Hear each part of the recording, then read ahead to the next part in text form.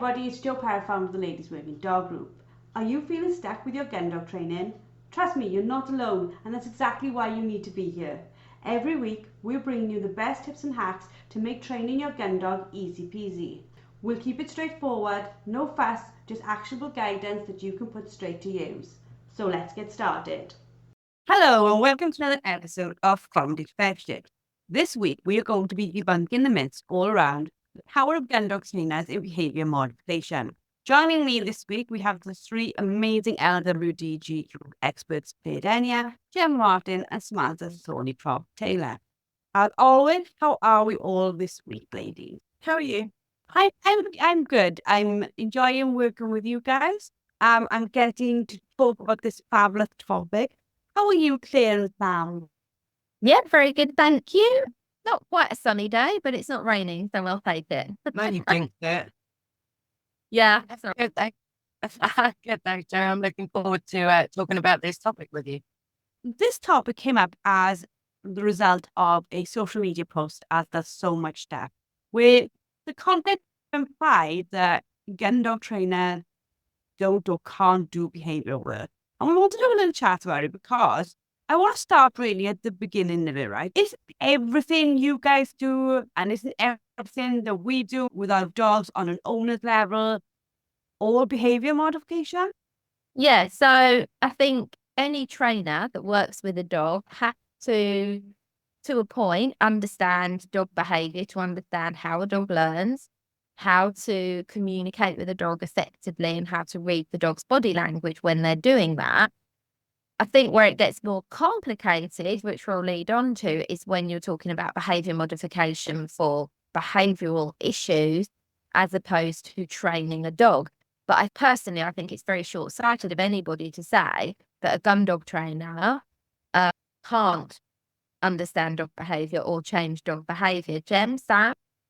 Yeah, I think like you say, Claire, every person that's training a dog has got to have some concept of learning theory and how dogs learn and how we get the behaviours we want out of our dog. Obviously, as with everything, there's good trainers that have a better understanding and maybe not so experienced trainers that haven't got quite as broader understanding of maybe learning theory and behaviour modification. But I think, like you say, it's very short-sighted to say that, oh, well, Gundog trainers don't understand behaviour, because actually we have to modify a lot of behaviours within Gundog training, like even developing a retrieve isn't just not understanding about how the dog learns. It's really intricate on how we teach the dog to pick up a retrieve and bring it back. Yeah. Sam? Exactly that. I think even down to training a recall or training a sit, which are two of the very basic things in any dog's training. You've got to understand how external elements can affect the dog's behaviour and therefore how to better tailor the training you'll do to work with that dog's behaviour. So I think even, like I say, down to those seemingly simple things at the foundational layer of training, you need to have a modicum of understanding of how a dog brain works and how you can get the best out of it, how you can use the behaviour in order to get the results that you want. You ladies were just talking there. In my head, I was imagining scenarios that you were talking about. And I think where this probably gets very complicated or even, let's say, controversial is methodology in training and how the methods that different trainers would apply. So you might get, and I'm just thinking outside the box here, you might get some behaviourists, like, let's not get into qualifications and if there actually such a thing as that, because that's a whole nother worm that we don't want, a whole nother worm, rabbit hole, a whole nother rabbit hole that we don't want to go down in this conversation as such. But I think this is maybe where people that are selling their behaviour are perhaps saying that trainers who haven't done the studying they perceive that they've done obviously can't possibly understand behaviour. But then on the flip side of that, let's be honest, there are some trainers who can train a skill set in a certain way but don't have a massive toolbox for dealing with problems that come up in the training. So from that side of the coin, perhaps you can see where there is this confusion. And I think that's why it's such an important topic to talk about, because we just have to be really honest about it. think that possibly this comes from a little bit? Like, if we look at like where the myth comes from, do you know, like with people we have, like life coaches and counselors and therapists and psychologists, and they are maybe more defined in where you need to go and at what point. Do you think with dogs, there sort of isn't that? There's like this like blur of loads of different kinds of trainers, and not that there's no hierarchy of trainer, but it's very difficult to understand. I think a lot of the confusion comes from unregulation in the industry. So anyone can be a dog trainer, anyone can be a behaviourist, and people can choose what they call themselves. So anyone walking down the road can say, I'm a dog behaviourist. They don't have to have qualified in anything. And quite a lot of the qualifications don't actually involve working with any dogs. So you could have a qualified, in inverted commas, behaviourist that's actually never done any dog experience. They've done all the theory, but they haven't got that experience. Whereas then you've got another gun dog trainer, let's say, that's got years and years of experience of modifying behaviours in dogs and has a really good understanding of how dogs learn, and they can apply it to different situations. But because they're not labelled a behaviourist, people think that they can't do what that person that's got the qualification does. I agree 100% with everything you said, and you said it very well. So well done on that.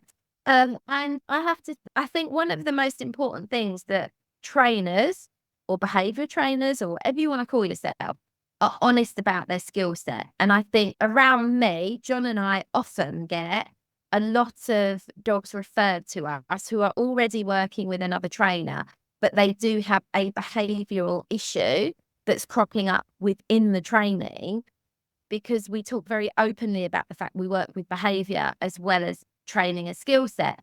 And I think if trainers are very honest about their limitation, rather than just deeming a dog a bad dog, it can't do it, or write that dog off because it maybe isn't the most natural at this and it's displaying this behaviour which isn't ideal in this skill set, rather than writing that dog off, be honest and say, do you know what? I can't fix this. I don't know how to fix this, but perhaps another trainer that understands that side of behaviour could help.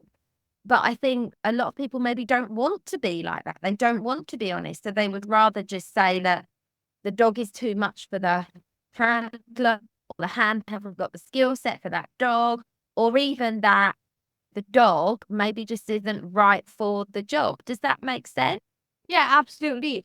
And if we think where possibly this myth has come from, because we try to be completely open to try and understand what people think, why they think it. So we tend to be very good at seeing lots of sides of the same conversation. And I like that about us. And I think potentially where this myth originates is the fact that gun dog training is known for a long time in history having a one-size-fits-all approach to dog training. And if the dog didn't fit into that approach, you would make it. Now, we don't agree in any way with the ways that sometimes in the past they've made them do it. But even that in itself is behaviour modification. It is exactly. Might not be ethically how we would do it, but it is that. I think, yeah, I think you've pretty much hit the nail on the head there, Joe. In days gone by, things were taught in ways that we wouldn't ever use, but it got the job done back then. So we've learned, as a human race, we've learned that there are better ways of teaching things. I certainly have gone into this with a very different approach to what was used in the past.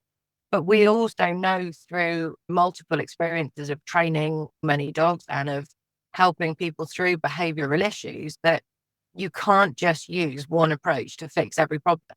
We often say, like, with the dog in front of you, and every dog is unique. And I think having the experience is what really helps you tailor your approach there.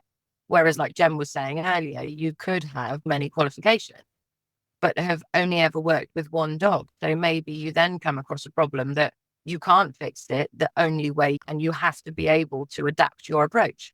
And something you said on your talk at the LWDG weekend when you were talking about body language really strikes a chord with what you just said. There was a question that came up about a dog's, the way it bleated when the owner comes home. And I think this is where you might get an outsider watch a video of a dog's behaviour and body language during a certain scenario and assume that the dog has been treated in a certain way to get the end result. But actually, it might just be, it could be that, but it equally could be that dog is just super submissive. And that's the way that dog works until it understands better the situation and the training. But I think that maybe is where also some of these kind of myths get fired up even more, is because sometimes I do watch a video and actually know that. So we would watch that video and we would say, oh, that is because of X, Y, or Z. And we could probably tell the difference between a dog that's naturally submissive and a dog that's being submissive because of the training. I think we could all look at that and see the difference. But I think perhaps not everybody can see that difference. And so they just assume X, Y, or Z instead of thinking it could be this or it could be that, or maybe it's that. So maybe that fuels that fire, and that's why that kind of comment gets really pushed up there and people get on the bandwagon and they're like, oh yeah, because gun dog training is harsh. Okay, so maybe there is still that. There is. We know that's still out there. But the tide is changing, and I think it's just being open-minded to seeing what you're seeing with the dog, like you said in your talk, Sam, and understanding that dog before making a judgment, for sure. And I think this is why in the whole sort of industry, I hate labels, because they pigeonhole people and they give people the wrong idea, and then all gun dog trainers get lumped into the fact that we're all horrible to our dog and we're really mean and we'll get rid of them if they don't work. And then behaviourists only do this. There's no sort of, right, this trainer has a really good knowledge of everything and can work with all sort of issues and behaviours. Either you're that or you're that. I think labels are a massive issue within the industry because they are confusing to people as well. So with labels, what is the difficult part of it is it all seems to end in like dog trainer, canine trainer, something like this, right? So for example, if I go to Clare's salon today, I might see a colorist or I might see a stylist. They've got names within the industry itself that identify what they do, what their role is in hairdressing. But I find that's really difficult within dog training because it just seems like dog trainer. Do you know what I mean? If you're new to the industry, it could be really hard to know who you're going to and why you're going to that. That is 100% right. And the thing is, it's worse because of people's opinions as well, rather than knowing and fact, people's opinions. Put it that way, where we position ourselves within is we work with the dog in front of us. We all have that kind of belief that we should always, wherever possible, positive training first. Teach the dog, educate the dog. We use luring, we use guiding, we use shaping, we do all of that stuff. But because of where we're positioned, I don't know about you, Sam and Jem, but I get told from one side that I'm like super fluffy. And then I get told from the other side, oh no, Claire uses correction. That means that she uses physical punishment. This was something that actually happened to me recently. And I was like, what? This person doesn't even know me. They don't even know me. They've never seen me train. And they're just making an assumption. But that's why for me, if anyone has something to say, come and watch me train. Come and watch me train my dog and come and watch me train with my clients' dogs. Nothing to hide. Well, it's what you get. But you work with the dog in front of you. But I think that's part of the problem. It's this outspokenness without knowing facts. Yeah, I think it's the assumptions and the stereotypes, isn't it, that sort of help fuel the fire of the topic that we're talking about. So I would, if someone asked me what I do for a living, I say I'm a dog trainer. And if they ask more in depth, I say I'm a behavioural trainer who specialises in gun dog training and behaviour modification. So I had a client of mine said to me a couple of days ago that they'd passed my details on to a couple they'd met that were really struggling with their young spaniel and they couldn't get any sense out. And we worked out basically that they wanted their spaniel to accompany them on walks. They didn't really want to go down the gun dog route. So my client very kindly explained to them the benefits. And the reply came, but she's a gun dog trainer and we don't want to have to handle birds. And so the reason they'd not contacted a Gundog trainer for help with their spaniel was because they thought that simply by going to a Gundog trainer, they would then have to go shooting and handle dead birds. And I think, again, it's that stereotypes.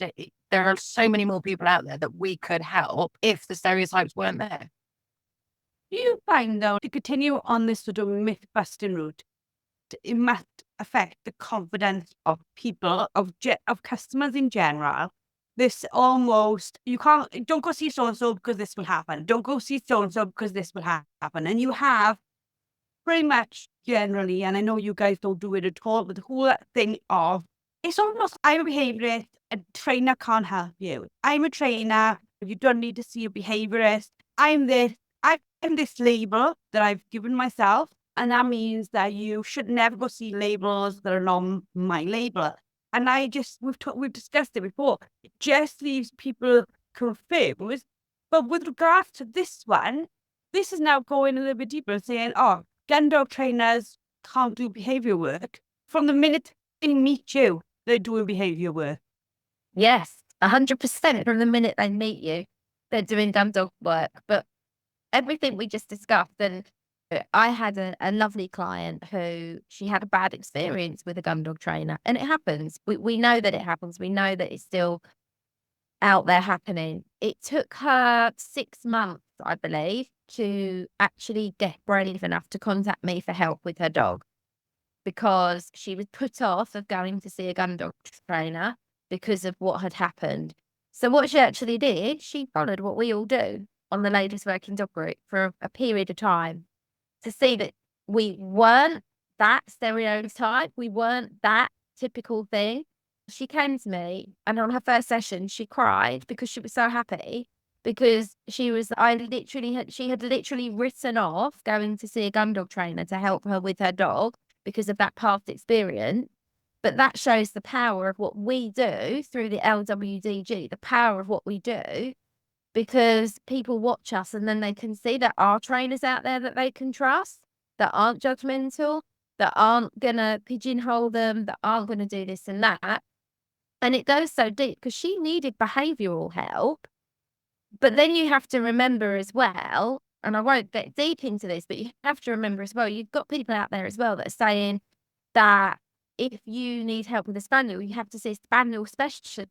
When you're working with behaviour modification, a dog is a dog. Now, any good trainer, behavioural trainer, whatever you want to call yourself, any good one will understand the innate breed traits of any breed that they're going to work with. And if they can't work with a certain breed because they don't understand it or don't have the experience in it, they should be honest and say, I can't work with that breed. I think this is another problem we're seeing now. You have to see somebody that only works with that breed or has massive experience with that breed.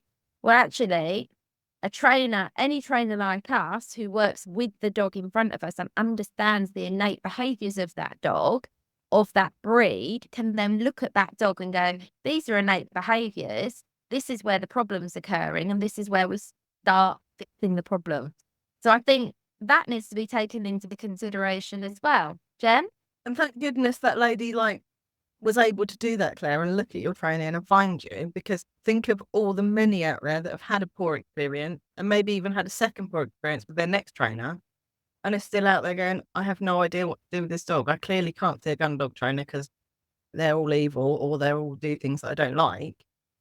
So I suppose what I wanted to just say was, anyone that's listening to this that has had a bad experience, yes, you might have had a bad experience with one trainer, but do keep trying to find one that suits you. Don't just give up. They are out there, and you will eventually find someone that you can work with and get achievement with your dog. I find it quite bizarre, though. Again, like this, you need to see a breed-specific trainer, right? I can remember when I went to training on Myers-Briggs personality typing, all people in the world, we've roughly 8 variations of each other, 8 little pathways, right? And I won't go into that. But when you look at a dog, yes, they all have traits that are stronger or weaker.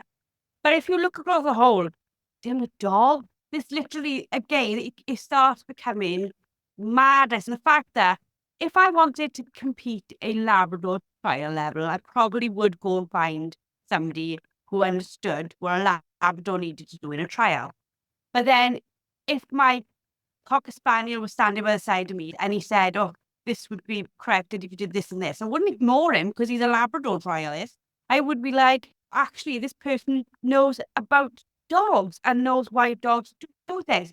So again, this is adding yet again another layer of confusion. Absolutely that. And what you just said, Joe, is so true. Because we work as behavioural trainers, but we all specialise in Gundog training, okay? General Gundog training. Jemma definitely has an amazing niche, and her experience without competing with her spaniels gives her this niche that I'm like, that's incredible.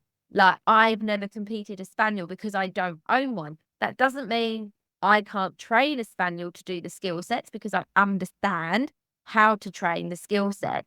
But if somebody said to me, this is going to be my trialing spaniel. Now, okay, of course, there's the other side of the coin where is that dog suitable? Will it be? But without going down that rabbit hole, that was the podcast we did, wasn't it? Square peg, round hole. But I could certainly get that person started on their journey, getting the foundations and the basics in, teaching them how to get the dog to hunt nicely, the retrieves that are involved. But if they were then, they're in their training, and I was like, okay, you need to now go see someone that has experience in that to get you right up there in that level. But that's me as an honest trainer, understanding what my experience is, what I can and cannot do for a client, and being transparent about that. Sam, Jen, do you want to add about that at all? Yeah, I think exactly that. We see, as you do, a lot of HPRs that are in pet home. Now, none of these HPRs are going to go on to trial or do anything really high level. Like, so for us, it's about, what does that owner want from that dog? How can we achieve their goals with that dog and train it to be a well-balanced family? They don't need them to be hunting miles away and doing what they would trialing. So it's adapting that for the person. And like you say, if they do say, I would like to go on and compete my dog, then we put them in the right direction. I haven't got that experience in testing and trialing HPRs, so I wouldn't even pretend to know what I'm doing with that. Yes, like you, we can start those behaviours. Yeah, they get sent elsewhere. Sam? 100% agree. I think, and like Joe said, on the ground level, looking at it, broad spectrum, a dog is a dog. So there will be multiple behaviours that a dog shows you that will be transparent across the whole board of dogs. But then you get those little niches, those little specialisms, like Jem said, trialing HBRs. She's got experience of trialing spaniels, so has that sort of broad spectrum knowledge of what's expected in a trial, but can then hand you on to someone that has that real niche specialty of HBR trialing to get those further steps. I think we probably all do, but when I first meet someone, I will always ask them what their end goal is. And their end goal might change throughout their training journey, but their training is then tailored to what their initial end goal is. And if it changes, then we adapt the approach, that sort of thing. But if someone says to me, oh, I want to work my dog, or I want to trial my dog, then we'll have a discussion about things like the delivery of a retrieve. Obviously, in trialing, it needs to be a little bit more polished, a little bit more finessed. You want your dog to sit and look at you adoringly as it presents this bird.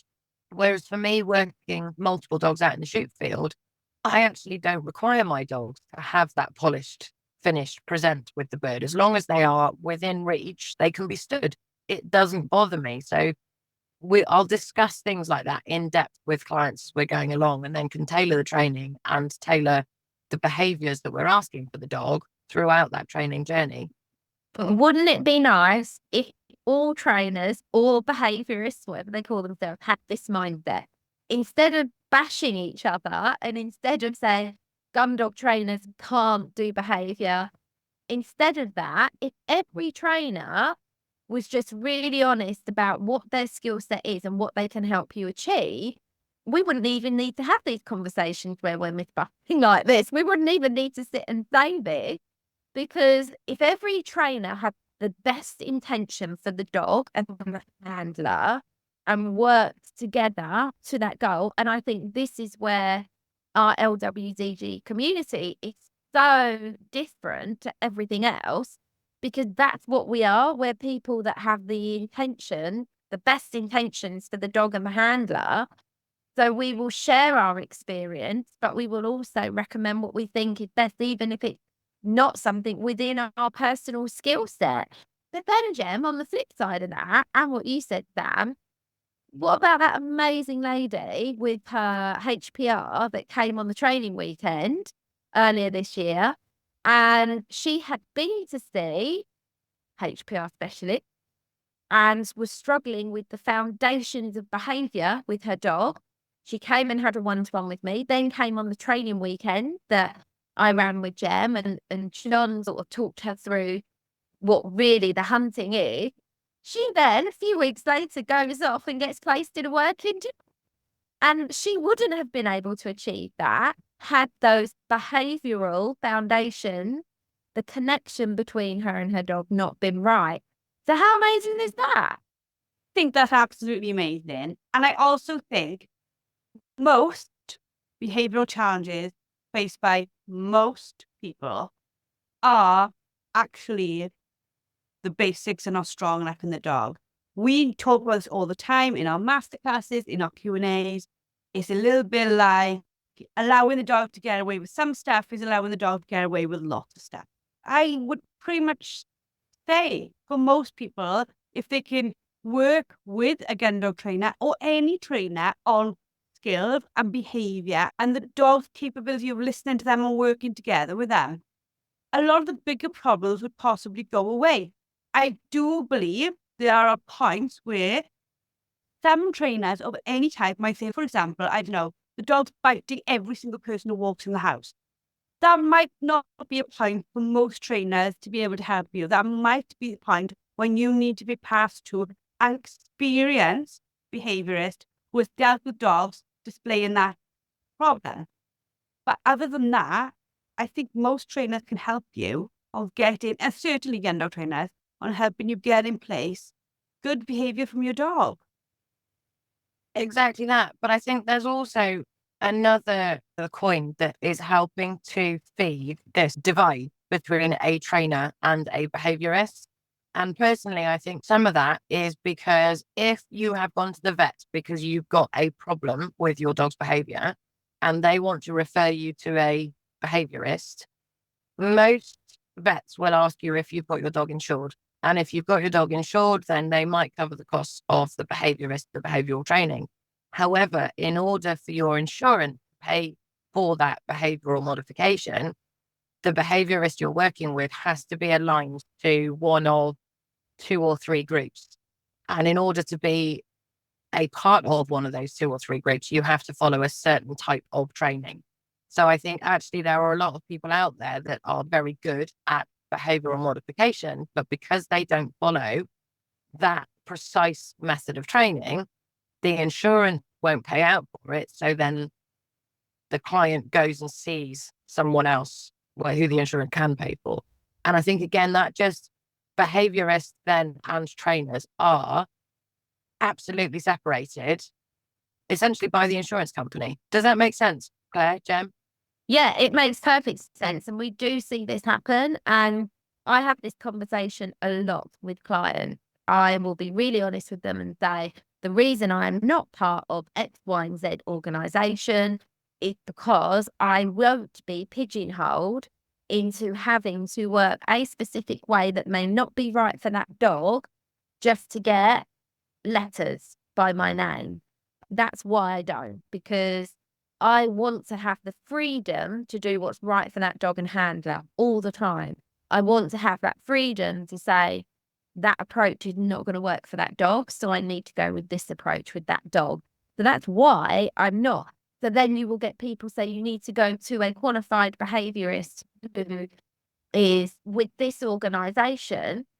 No, you don't. No, you absolutely don't. As you say, Sam, there might then be some hand-tie moments because of insurance and that sort of recommendation. But you need to do your research into the trainer / behaviourist, behavioural trainer that you are looking to work with and find out their experience and their understanding of behaviour is far more important than letters after their name. I said it. There you go.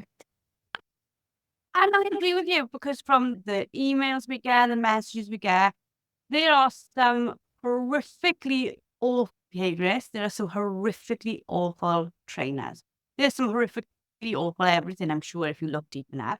But it comes down to, I would say, experience and reviews, but also, and I think this is again something that's not done enough, is people spending time learning themselves. So they still might need to go see a trainer or a behaviourist or whatever, but spend a little bit of time on online resources or books to wonder what you're going to go and get help with, and understand, have a proactive approach to behavioural training.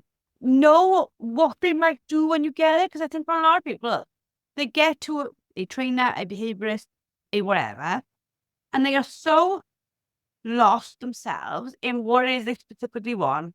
It must be incredibly hard for the person to serve them, because they don't give enough detail or explanation of what the dog's doing. Like, we see it all the time. My dog is reactive. I see that all over social media. What does that mean? Like, I am reactive to about 1,000 things a day. I'm reactive to chocolate. I'm reactive to somebody being annoying. What are we saying is the problem we need help with? I think that's exactly right, Jo. I 100% agree. And this is where we do our research with the client. We delve deep into the dog's history, the lifestyle, the diet. Like, we recommend a vet check if we feel that might be something necessary. And it's that gathering of information before even working with the dog and handler that will help, that does help us help that person and their dog properly, really. Ladies, I think we have definitely myth busted that one. For those listening, I hope you've enjoyed. If you are looking for online resources, if you go to Amazon, type in LWDG store, we have a book list, and that book list is made up of books reviewed by our members, where they've said to us, we've got real value out of these books, and we've popped it in there. We've got them all in a list for people. So go along, have a look at that. Obviously, if you are a member, you can access our masterclasses. You can talk to us in Dog and Duck, and we are here to help you. And don't think there's ever such thing as a stupid question, because there's not. We want to help you as much as we possibly can. We hope you've enjoyed this week. Please review, please share, please let us know what you think. Please also subscribe. Thank you very much, experts, and we'll see you all next week. That's it for today's episode. A massive thank you for tuning in. Don't forget to head over to the LWDG and sign up for our membership. Get access to expert-led training, a wonderfully supportive community, and the resources you need to become a confident and skilled gun dog trainer. Let's take this journey together, because no woman should have to train her gun dog alone. We'll see you all next week.